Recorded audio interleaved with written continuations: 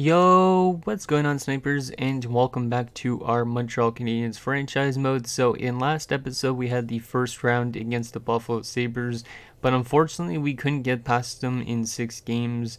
And yeah, basically it was due to their top line and the fact that we got injury riddled. So Tyler Parsons went down with an injury, Morgan Frost was already injured before the playoffs, and then we also lost, Davis Paxboot to injuries. So we suffered a lot of injuries in like the later stage of the season, and that kind of screwed us over in that first round. But anyways, we're up here in the draft looking to probably add some few more defensive prospects, some more offensive ones as well for the AHL, so that way we could kind of build up our system a bit more, because right now we do have a very good prospect pool for the AHL for forwards, but defense it's kind of weak. And we do have a lot of guys that are probably going to be jumping to the NHL this season, so we kind of need to replenish that youth a bit.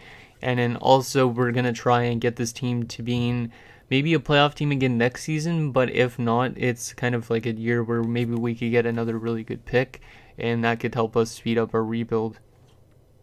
So anyways, let's get into the draft and see what we can get with our 2 first-round picks, because we do have one also from the St. Louis Blues who went on to win the Stanley Cup. So we should have like 23rd, my guess. 22nd, okay, that's pretty good. And we also have number 31. So we should be able to get something decent, I think. So New Jersey's got first overall, so they won another lottery. So like they already have Hischier and Hughes, but now they're getting somebody else, apparently. So New Jersey takes McCauley, who's a 79. So this draft might be actually a bit weaker than the ones that we've had in the past, because most of the players we've had in the past have been like in the 80s. This guy's only a 79. Okay, Toronto is going to take with number 2. They're going to take Voinov, who's a 78. So, yeah, this is definitely a bit of a weaker draft.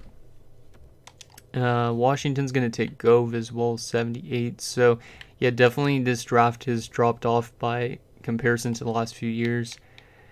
Okay, so I don't know what we're going to get here at number 22, but let's take a look at what we could potentially grab. So there is some defensive guys, but they're supposed to go a bit later. I might go with this Lundstrom guy, because I think Kotkaniemi might be on his way out soon. This guy could be a top 6 forward, or more than likely is. This guy's also probably top 6. Logan Jenner. No. Nothing on him. Bykov, 4 years away. If he's 4 years away, he probably is only a top 9, my guess. And then Yoshida is also looking like 4 years away, but like a Mark Howe. 6'5", 211, that's a big guy. Holy. Probably just a defensive defenseman then. I think we're going to take Lundstrom. Yeah, let's just take the Swede. If he's good enough, he could play in the AHL, so let's take him. And he is a 64 top 6 forward, so not too bad. Let's take a look at his individual attributes. So he's got some good offensive stats, actually. His shooting's pretty decent. His passings are already almost NHL ready to an extent. I think that's a pretty good pick. Just because Morgan Frost could be another one of these guys that leaves the team as well down the road, so might as well pick up some guys to replace them. So yeah, those defensemen we were just looking at were all top 6 Ds, so glad I didn't take any of those guys. Let's see if we could get a steal here at number 31. I probably want to go with Rodin, just because I said we do need defensemen. I don't know anything about him at all, but let's just take Mikhail Rodin. Even though there's top 6 defensemen going, this guy might be a top 6 D, or he might be top 4. Let's take him anyways. See if we got a steal there. Probably not. And he is going to be a 63 top 6D defensive defenseman. So, I mean, this guy could still end up making it, because sometimes top 6Ds actually grow. Like, Salmelainen's one of those guys, and he's a 78 now. So, we might be able to end up using that guy down the road. So, we got back-to-back second-round picks here, 22nd and 23rd, and I think that's it, yeah. So, we could probably get some more steals here, if there's anybody good. This Champlain guy could be elite, but I don't think he is. He looks like he has some good stats. 3 years away, maybe. That's an interesting guy. And then this Lau guy, like Grabner. I might take Champlain, because he's also compared to Tyler Seguin. Yeah, let's take Bernard de Champlain. Why not add some French guys to this team? 61 top 6 forward, not too bad for a second rounder. That guy could have easily been a first rounder, at least with this year's draft. And in our next pick, since we have back-to-back picks, there's defensemen, but I still don't know about these D-men. I'm kind of hesitant about them because this draft class is pretty weak. There's another guaranteed top 6 forward, and then there's this guy as well. Do I want to take Lau or do I want to take Hybrid? Hybrid's 3 years away, but he's a grinder. You know what, we'll take Hybrid. We could use a grinder probably for the bottom 6, so might as well take him. 62 overall, so we got some more top 6 forwards, which I'm pretty happy with, I think. Because we have a really good prospect pool for top 6 forwards at least, so those guys could help out. Wyatt Komisarek, I would do it for the memes just because of Mike Komisarek, but I don't think it will. We should probably go a defenseman. Marcel Parise. This guy might be an enforcer, which would be kind of cool to have. We don't really need goaltending prospects, even though this guy was really good in the one game he played. Yeah, I'm going to go with Parise, I think. Yeah, let's go with Marcel Parise. And this guy's a top 60 as well, and he's not as good. Yeah, this draft is really weak, which is not good for a rebuild, but last year's draft we had a really strong draft, so it makes sense to have a weak draft like this. I might not even pick all of our guys. I might auto pick for the rest. Yeah, I'm gonna auto pick for the rest because this draft class just seems like there's gonna be probably some late round steals, but there's not gonna be much. Okay, so let's see what the computer grabbed us. So the computer got us Exelby, Wirtanen, Talbot, and Hunter. Interesting. So hopefully we got some good prospects in those guys that the computer drafted us. So there was some trades at the draft. So Detroit looks like they, or Anaheim looks like they moved back a bit, but they got an extra third rounder. Interesting. There was also another pick where it looks like the Pittsburgh Penguins moved up. Okay. It's kind of cool when you see teams moving up to get people. Just because that didn't happen that much in NHL 19, I think. So we have our AHL associate coach to get back. I think it was this guy, right? That was this guy. So we'll give him a bit more. Our AHL coaches are not that good. Like, we still probably could get better coaches down there in the AHL, but it's whatever. We got a lot of scouts to re-sign. Like 8 of them. And these scouts aren't really picky with how much money they make. Because like some coaches are really picky on that, it seems like. So Zoe Reichel, who else we got here? Panic, Simona Panic. Damn, I must have a lot of women on my staff, which is good. Got to show that equality, you know. Gogolev, Sergei Gogolev. I wish they had pictures for the scouts as well. It'd be kind of cool. And then hopefully they eventually add like EA generated faces for each of the guys you draft as well. Kind of like what they have in Be a Pro. Like a screenshot of your guy's face. So there's all our scouts to be re-signed. Okay, so what contracts do we have to re-sign this year? I know we have Kakaniemi.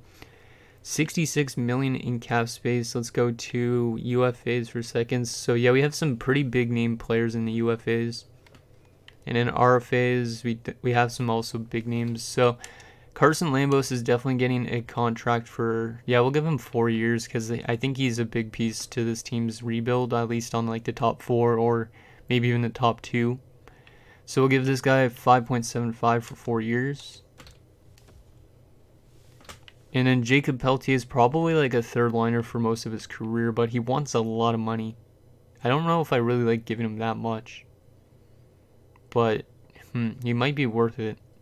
Let's give him 1 year, just because I don't really want to give him too much term, because he could be a guy we move out being his 26 already. Salmelainen might be in the NHL next season, I don't know, or he might be on the AHL top 2, and then the rest of these guys probably want AHL contracts. Sucks that some of these prospects didn't end up growing to being their potential, like Bell capping off at like a 76, it looks like, unless he grows to a 78 next season, but still not much of anything. Zapanin, he's probably a career backup unless he gets some good growth, which he looks like he could still get some growth based on his term. So we'll give him a 2-year deal, I think, because I might want him as the starter next season and then the backup the year after when Ryder takes over, because I think Ryder's going to be our starter for the future. So there you go. And then UFA-wise, Kotkaniemi I really want to get back, but he does need to start picking up his play a bit. He wants a lot of money as well, which is not a good sign. We'll give you 1 year at 8.65. I don't want to give you too much. Cole Caulfield, I would rather him than bringing back Kotkaniemi, I think. So we'll give Caulfield 2 years at 5.8. And the rest of these guys are kind of expendable to an extent, I think. Let's take a look at goalies. Parsons I'm going to let go of for now because of a Ryder. And then McEachern, we're going to have to probably see if I could re-sign him for the AHL affiliate. And same as Zubov, because I don't think I have any other goalies I could put in the AHL. At least not yet. Let's just advance today, see if we get all those guys back.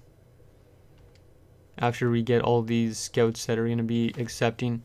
That's the only thing that I hate is when the scouts stuff all pops up and then you have to wait through all those before you get to the actual NHL player contracts. Because we have like 8 scouts that we just offered contracts to, and all of them are accepting. Oh, we got some re-signing. Looks like Kotkaniemi actually did re-sign. Yeah, he did. Nice. Didn't expect him to on the first time around. Okay, so we still have $40 million in cap. Malhotra still has potential, but I don't know if he's going to make it. He's still 19. I'm going to give him a contract just because we don't have a lot of defensemen down there. Because maybe he still makes it. Grachev I'm going to release. Buse I'm going to give you a contract too as well. Just for the AHL to replace Olofsson. Get rid of some of these older AHL guys that we don't need. Yashin I'm going to give you a contract too as well. Because you still have potential as well. Virtanen you're going to go. Pretty much everybody we signed last year in the offseason we're going to let go of. And I'm also going to let go of Josh Mahura just in case. So that opens up a lot of possibilities for re-signing. I wouldn't mind bringing JFK back because JFK just came off like a 28 goal season. Yeah, 28 goals. So he's a really good player and he does not want a whole lot of money. I know he's probably going to drop off soon. Let's give him 1 year at $2 million. See if he accepts that. Brady Shea I'm going to bring him back, but I might trade him next year at the... not at the draft, but at the re-sign, not the re-sign stage, the trade deadline, just because, yeah, we probably need to part away with him, and we could get a first rounder for him easily. So, anybody else? Brandon Montour, I still want to bring back just in case.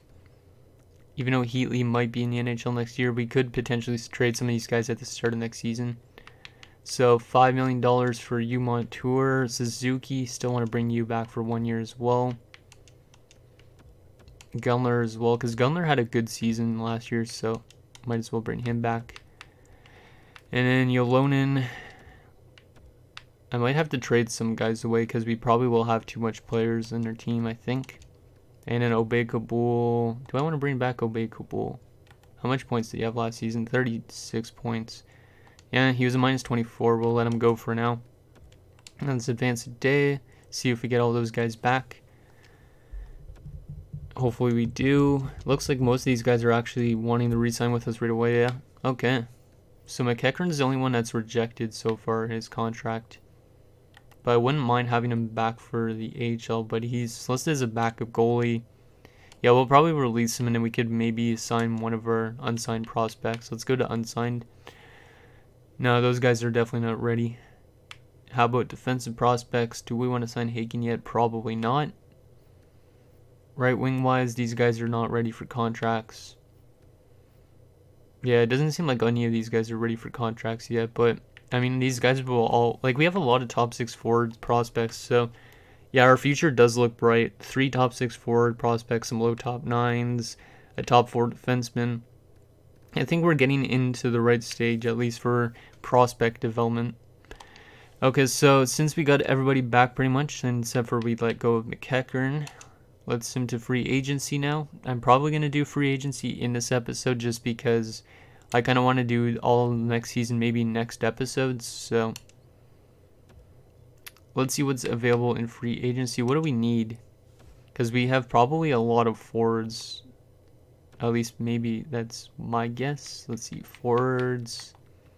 1, 2, 3, 4, 5, 6, 7, 8, 9, 10, 11, and 12. And then Nigrin is... Yeah, we might run into a problem with too much forwards, but I think I'm going to keep the forward core the same right now. 1, 2, 3, 4, 5, and 6. Or 5 and 6, and then 7. I think I might not sign anybody again, just in case.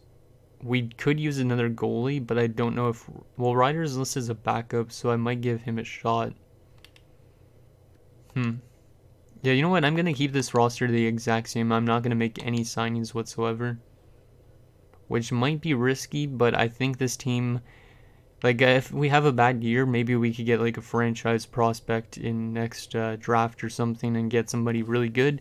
So, yeah, let's just sim up to next season and take a look at our lines. And if our roster is kind of over-encumbered with players, we might trade away some guys, maybe not. So, let's take a look at our lines. Okay, guys, so our lineup looks not horrendous, but it still has some work, obviously, to be done. So, our first line, Lafreniere, Kotkaniemi, and Caulfield still together. But second line, we got Jacob Pelletier. He's got really good offensive awareness, so I'm deciding to give him a chance up there.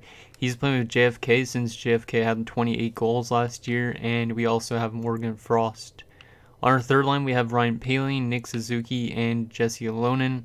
Solid third line, mostly defensively minded, but these guys could produce on a bit offensively sometimes, so not too bad. Fourth line, we got Gunler, Paxpu, and Mr. Bruce Swift is going to make the NHL as a 79. He's more offensively minded as well, but I think he deserves a chance to play in the NHL.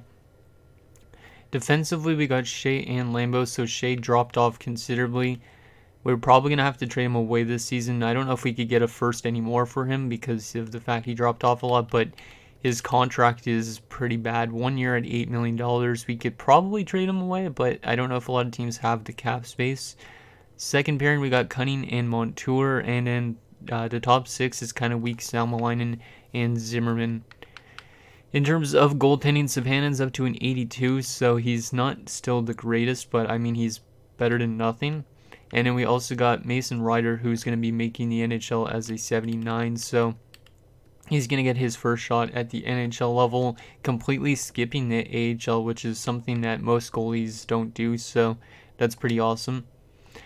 And then depth-wise, we have Caden Purcell and Jim Nigrin. I'm going to scratch Nigrin just because he's 23 already, so both these guys probably will still get some time in the NHL this season, but they're both going to be depth guys for the season.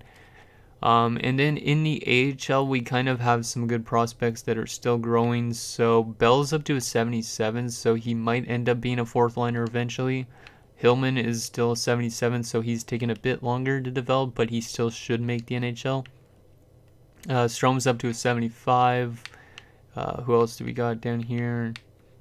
Nobody else on the forward core. Defensively, though, Healy's up to a 78 and listed as a minor top 2, so he'll be NHL bound when he's like 20 years old.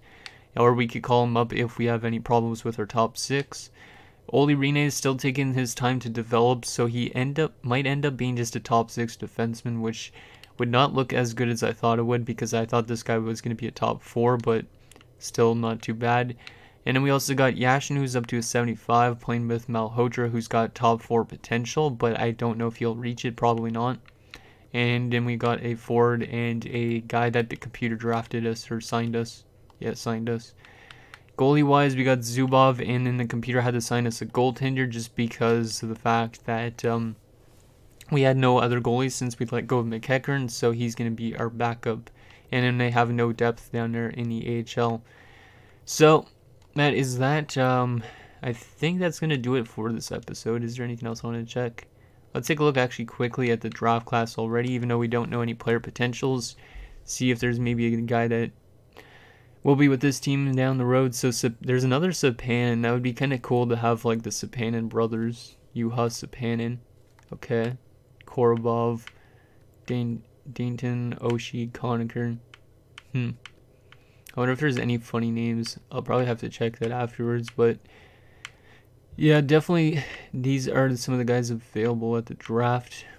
Hopefully some of them end up being really good, because like I said, if we have a really bad season, which we should technically, because we're listed as a rebuilder, or we're listed as hopeful, hopefully we have a really bad season, and hopefully we get a really good prospect in, and then that helps speed up the rebuild by like 5 times. So anyways, guys, let me know what you guys think we should do going into next season. I'm probably going to be pre-recording the next episode, so you guys won't have that much input, but I hopefully will be able to read your guys' minds ahead of time and make some good decisions. So let me know what you guys think, and I'll see you guys next time.